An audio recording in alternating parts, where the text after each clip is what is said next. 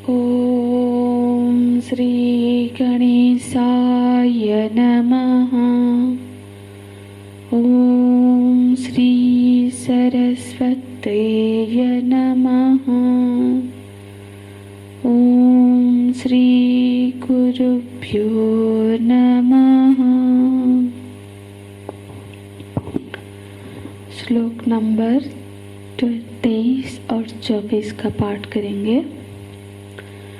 नैनं छिन्दन्ति शस्त्राणि नैनं दहति पावकः न चैनं क्लेदयन्त्यापः न शोषयति मारुतः अच्छेद्योऽयमदाह्योऽयम् अक्लेद्यो शोष्य एव च नित्यः सर्वगतः साणुः अचलोऽयं सनातनः अचलोऽयं सनातनः।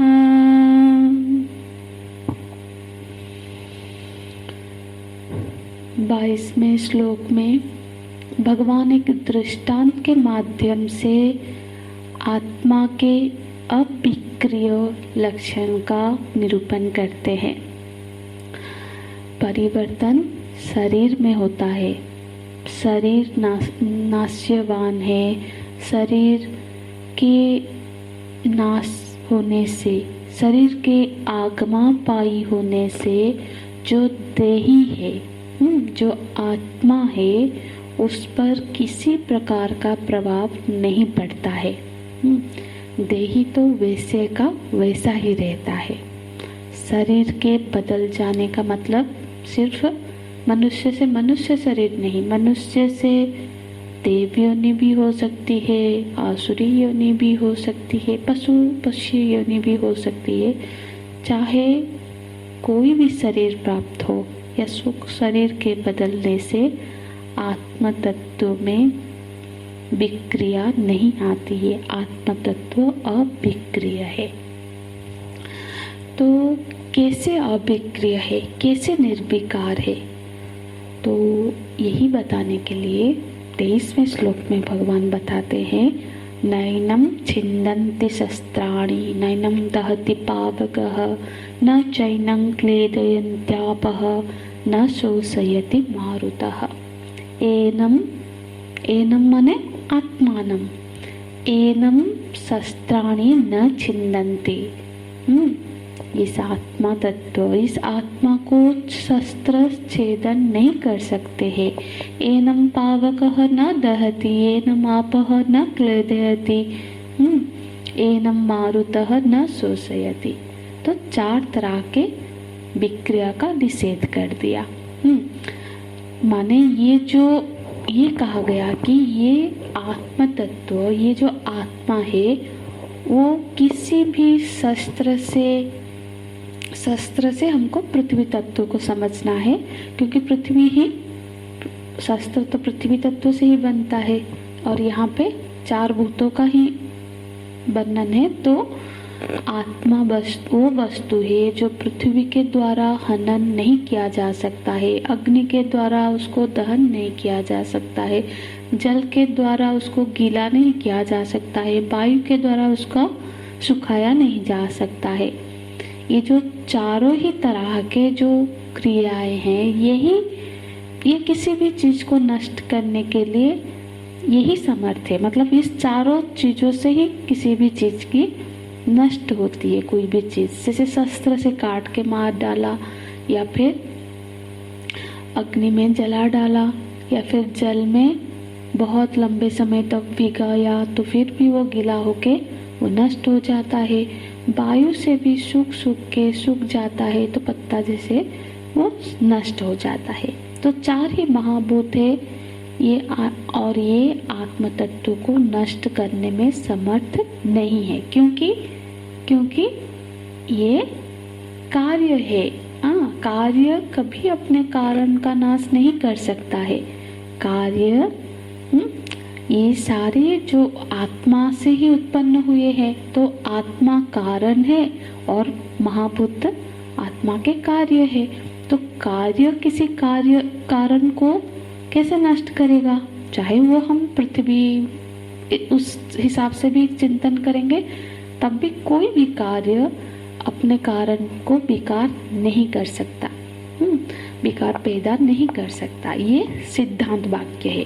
हाँ, ये सिद्धांत है कि कार्य अपने कारण में किसी भी प्रकार का विकार पैदा करने में समर्थ नहीं होता है, क्योंकि वो आत्म तत्व सर्वभूतों का कारण है। इसलिए कार्य रूप कोई भी तत्व उसमें विक्रिया पैदा नहीं कर सकती। तो फिर इसी हेतु को, ये हेतु हुआ, तो इसी का प्रतिपादन करने के लिए, क्योंकि ये आत्म वस्तु ऐसा है, तो आगे के श्लोक में भगवान 24वें श्लोक में बोलते हैं कि अच्छेद्ययम् अदाह्ययम् अक्लेदश्लोष्य एव च, मतलब क्योंकि ये आत्म तत्व ऐसा ही है, ऐसा है मतलब कि आत्मा में मरने की योग्यता नहीं है, इसलिए वो अनंत है। अच्छेद्ययम्, यह अच्छेद्य है, इसको छेदन नहीं किया जा सकता है। और दाह्ययम् मतलब ये जल नहीं सकता है, इसको ये गल नहीं सकता है, सूख नहीं सकता है। इसीलिए क्योंकि ये आत्म तत्व आत्म वस्तु ऐसा है, अयम आत्मा अच्छेद्ययम्, अयम लगा है, अयम मतलब यहाँ आत्मा, यहाँ जो आत्मा है, क्योंकि यह इन लक्षणों से युक्त है, इसीलिए अविक्रिय है, इसीलिए इसमें कोई विकार नहीं हो सकता। क्योंकि विकार कैसे होता है? विकार वहाँ होता है जहाँ पे किसी अन्य की उपस्थिति होती है। विकार जो है वो स्वयं में स्वयं का विकार कभी नहीं हो सकता। अब हम चिंतन करके भी देख सकते हैं, जब तक किसी अन्य से संयुक्ति नहीं होगी, किसी भी चीज में विकार नहीं आ सकता। लोहे में जंग लग जाता है, तो लोहा में जंग लगा क्योंकि उसके आसपास आर्द्रता थी, जल था, इसलिए जंग लगा, क्योंकि दोनों के संयोग से विकार उत्पन्न हुआ। पर विकार तब तक नहीं हो सकता जब तक अन्य का संयोग न होवे। तो उसमें ये एक सिद्धांत वाक्य है, अन्य के संयोग से ही कोई भी वस्तु में विकार प्राप्त होती है। पर जो आत्म तत्व है वो कैसा है? आत्मा एक ऐसी वस्तु है जिससे अन्य कुछ है ही नहीं। जब अन्य का ही अभाव है तो फिर विकार कैसे हो सकता है? तो बोलते हैं नित्य।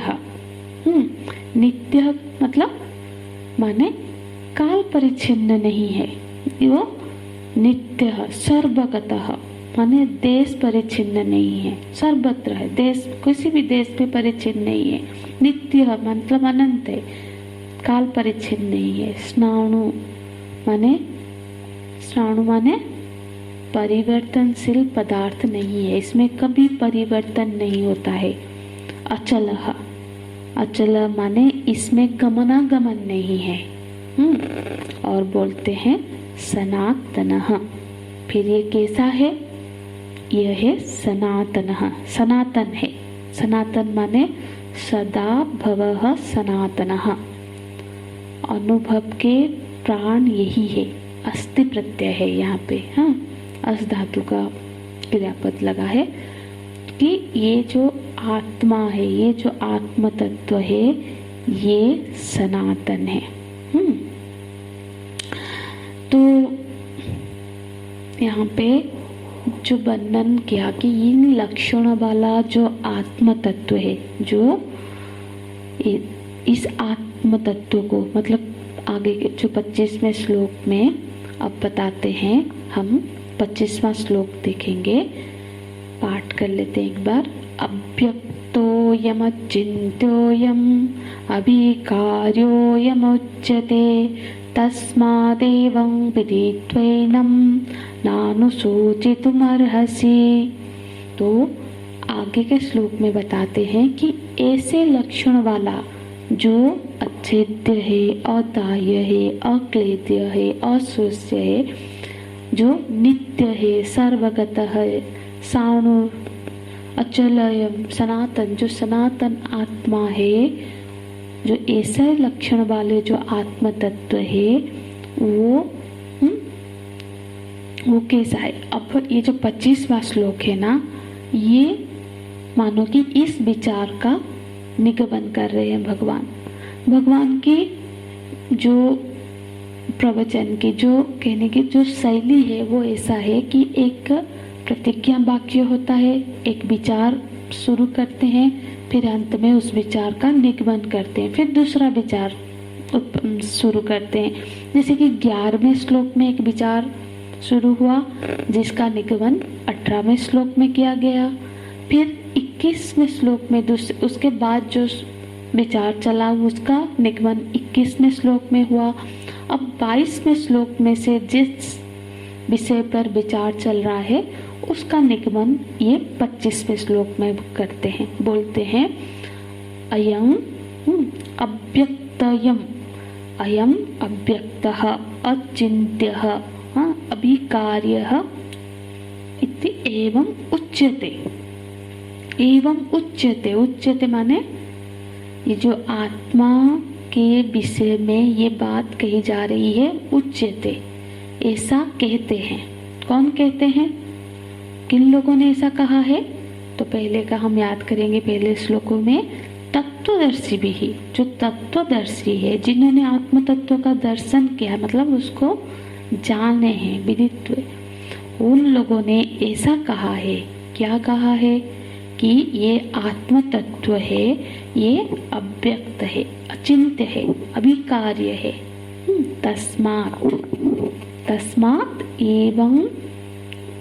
तस्मात् एनम एवं विदित्वा, ऐसे आत्मा को इस रूप में जान लेने पर, विदित्वा मतलब जान लेने पर, ऐसे आत्म तत्व को कैसे जान लेना? जैसे प्रतिपादन हुआ है वैसे जान लेने पर, ऐसे जान लेने पर क्या होता है? न अनुशोचितुम अर्हसि। क्या होता है? बोलते हैं फिर जब कोई आत्म तत्व को इस तरह से जान लेता है, फिर वो शोक मोह से मुक्त हो जाता है। न अनुशोचितुम अर्हसि, अर्हसि माने योग्यता, मतलब वो और न अर्हसि, वो और जो योग्य नहीं रहता है। किसके लिए योग्य नहीं रहता है? शोक मोह के लिए। न अनुशोचितुम मतलब शोक मोह से वो परे चले जाता है। और ये कैसे होता है?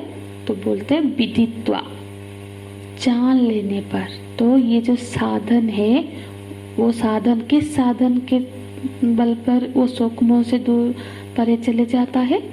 विदित्वा, जानने के बाद। भगवान ने ये नहीं कहा है कि किसी लोक में चले जाने पर ऐसा हो जाता है, समाधिस्थ हो जाने पर इस शोक मोह से मुक्त हो जाता है। भगवान ने कहा है कि विदित्वा, जान लेने पर। किसको जान लेने पर? किंग विदित्वा आत्मानं विदित्वा, इस आत्मा को जान लेने पर, आत्मा के अव्यक्त अचिंत्य अविकारित्व तक आत्मा को जान लेने पर, उसको फिर वो शोक मोह से परे चले जाता है। तो फिर लक्षण क्या बताते हैं? अव्यक्तः। अव्यक्त का भगवान भाष्यकार अर्थ करते हैं सर्वकरणा विषयत्वात् न व्यंजते इति अव्यक्तः। बोलते हैं कि देखो, भगवान ने कहा कि कैसे परे जाता है? विदित्वा, जान के। और उसका और वो आत्म तत्व कैसा है? वो है अव्यक्त। और अव्यक्त का अर्थ क्या कहा? अव्यक्त का अर्थ ये है कि जो किसी भी साधन मतलब सारे साधनों का निषेध कर दिया। यहाँ बोलते हैं कि अव्यक्त का अर्थ वो है जो किसी भी प्रमाण के सामने न आवे। माने प्रमाण मतलब जो सारे इंद्रियों में, सारे मन बुद्धि सारे इंद्रियों से जो परे है, जो इंद्रियों के बस में ना आवे, इंद्रिय का विषय ना बने, वो अव्यक्त है। माने जो नेत्र से नेत्र का विषय ना बने, देखा ना जाए, जो कर्ण से सुनाना है, जो स्पर्श का विषय ना बने, जो बुद्धि का विषय ना बने, वो अव्यक्त है। तो अव्यक्त का अर्थ है कि वो किसी भी इंद्रिय अंतः बाह्य किसी भी का विषय ना बने, और बुद्धि का भी विषय ना बने। तो फिर बोलते हैं कि उसको जान लेने पर और जानने का सारे साधनों का निषेध कर दिया। तो फिर एवं विदित्वा, तो फिर कैसे जाना जाएगा, कैसे, इसको कैसे समझे? अरे वो काम आदि वृत्ति का विषय नहीं है, विषयों का साक्षी है, सारे वृत्तियों का साक्षी है, विषय नहीं है। तो फिर आत्म तत्व को जानने का साधन क्या होगा कि जो सारे जानने के साधनों से साधनों को छोड़ दिया जाए। जानने के जितने साधन हैं उनसे उनको जान मतलब उस साधनों से जानेंगे तो फिर वो दृश्य बन जाएगा। और अव्यक्त भी दो तरह की होती है। एक होता है जहाँ कोई चीज व्यक्त भी हो और ज्ञात भी नहीं हो। जैसे माया है, माया व्यक्त नहीं है, माया कभी नहीं दिखती है, माया को कोई नहीं जानता है, पर हम जो भी देख रहे हैं वो सब माया के कार्य है, कार्य व्यक्त है उसके। माया व्यक्त भी नहीं है और ज्ञात भी नहीं है। लेकिन जो आत्म तत्व है वो अव्यक्त है, मतलब व्यक्त नहीं है पर अज्ञात भी नहीं है। ठीक है, इस लक्षणों पर कल की कक्षा में और थोड़ा चिंतन करेंगे। हरि ओम तत्सत। ओम पूर्णमदः पूर्णमिदं पूर्णात् पूर्णमुदच्यते पूर्णस्य पूर्णमादाय पूर्णमेवावशिष्यते। ओम शांति शांति शांति। हरि ओम।